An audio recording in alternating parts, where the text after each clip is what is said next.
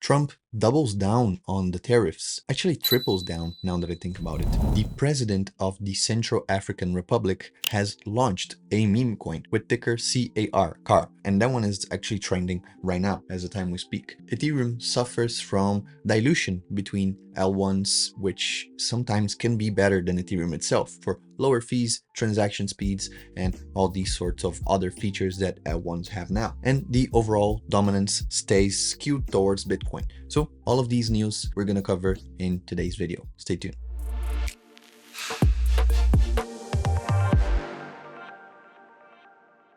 Hello everyone, let's actually start with the meme coin itself, the CAR, which was launched by the president of the Central African Republic. So as you can see, it kind of rugged, we don't actually know, but we have buys and sells coming in hot on this token. There's a lot of people speculating on it. I saw some friends of mine who actually got the bounce back right here towards the 400 million market cap. Again, it almost hit 1 billion market cap, but then it dropped steady below the $100 million in market cap. So again, like we saw with Cuba, like here in Brazil, it happened twice, I think. We saw with other countries trying just to make, quick buck right here. And sometimes it's not even the country itself. Most of the times it's just people affiliated with the country, like presidents or dictators, whatever the case may be. So here, another government making crypto look bad, when instead people who are into crypto, they just only see as bad players in the system. So crypto is the tech, in my opinion, is always good. Just the players here that, of course, are not very good people. So it shows here with these meme coins, these useless tokens that they are launching. The president itself even made a video right here. He posted that on his X profile, his Twitter profile, saying that it was a very good launch and it is a success currently. So very, very crazy times indeed. But let's look at our top coins, as we always do. Bitcoin's currently at $97,069. Ethereum is at $2,662. XRP 243. Solana as 203, and BNB at 611. So these tokens had some downside the past 24 to 48 hours, mainly because of Trump tariffs. We covered the tariffs crash already, which we did not see something similar to that all the way back to August 5th when we had that little Japan crisis. But now, that being said, Trump is doubling down on how tariffs are going to take shape and form. So he's going to tax now both steel and aluminum that comes from outside of the US. Well, guess what? Brazil is going to be heavily affected. For example, then BRICS countries like China, Brazil, they all export a whole lot of metals, semi-metals, and other prime resources, and they're going to be taxed heavy. So I think this was a tariff act against BRICS more specifically, because if you take Brazil, India, and China, they are the huge producers of metal here in the outside of the US. So now they're going to have a 25% tariff on top of it. And not only that, countries that do already tax everything that comes from the United States, they're going to get taxed back. So even if these taxes are not for Americans, these taxes are for the people of this country, well, the country is going to be taxed anyways. So now it's going to be a back and forth taxation between all of these countries. Again, this will hurt the economy. It doesn't matter what wing are you part of, if it's right wing, left wing, whatever that is. Everyone is sure. If you don't believe that this will not be hurtful for the economy, the global economy, you are kind of stupid. I think you should learn a little bit more on how economics work and how everything kind of circles around the United States. So if the states started shooting tariffs back and forth,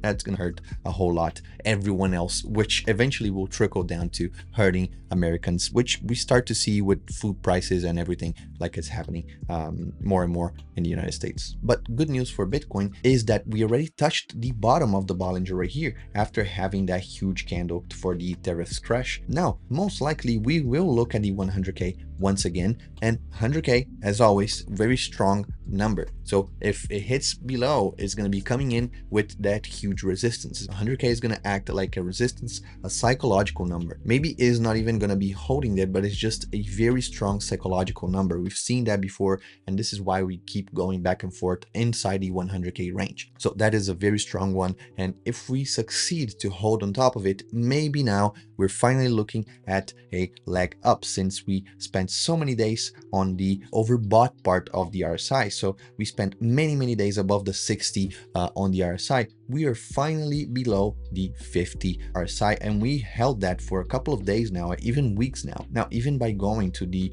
weekly chart here on the Bollinger, you see that we are now on the 60s. So we could see another leg up right here on the weekly charts, and this is what everyone is hoping for. On Ethereum, we also got all the way to the bottom, but other than the RSI getting all the way to the bottom, we don't have much good news here, because if you look to the weeklies, you see that we are below the halfway, and we could be looking back at the low 2K, so $2,100, $2,000 for Ethereum. Again, because we do tend to test the bottom of the Bollinger. You see, when it leaves the bottom, it usually tries to go for the top. If it doesn't stop like in the middle, like it did right here, like it did right here, if it does not stop, it's going to go down and touch the Bollinger. So you see right here, it touched the bottom, it's going to go, it looked for the top, and now it's going to go here. This could be considered that we touched the bottom. Again, this is what everyone is hoping for. Otherwise, we're going to see another leg down, looking for the RSI right here. On the daily for Solana, very similar to what's going on with Bitcoin. You can see that we already touched the bottom, and now we're about to flip on the RSI. This could be looking for the 215, 220 here for Solana. If we switch to the weekly, we see that we are holding halfway there. So we're holding on the halfway mark. Like on Ethereum, that it was below the halfway mark. We're more between the halfway mark EMA and the bottom of the Bollinger. Right here, we're right in the middle. So again, on the weekly, it seems bullish, because if it holds this right here, we are going to have a very, very good recovery for Solana. So if it holds here, we are most likely going to be looking to make another top, looking at the 267. So Bitcoin and Ethereum are kind of dancing around the prices itself, the returns on the quarter. So if we refresh our page right here, we are at 373 for Bitcoin on Q1 and minus 20% on Ethereum. Ethereum that almost never sees numbers these bad. We saw one in Q3 last year, and then more than 20% was just on 2022.